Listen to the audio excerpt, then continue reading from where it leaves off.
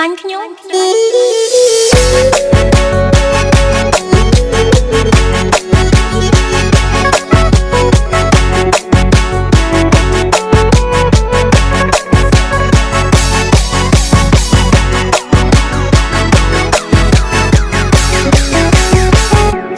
អ្នកណាទៅ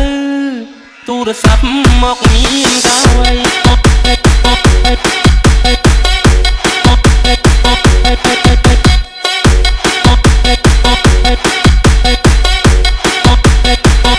ទូរស័ព្ទមកក្រា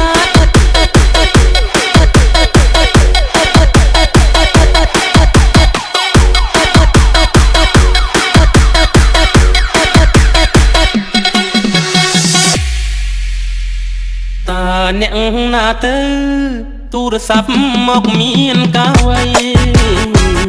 ទូរស័ព្ទមកស្រីឲ្យបងជប់ចាប់ម្លេណូញញឹមទទួលឆ្លើយចាស់ផ្ដេចដួលទាំងចិត្តត្រេកអរអូនធ្វើឲ្យបងវឹកវរអង្គុយឈរព្រោះចាំចរណៃសន្យាចាំទេ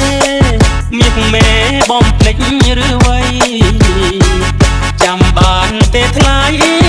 នាងថាមិនមុសាដងដៃសេចក្តីស្នេហាបងនឹងជីវ៉ា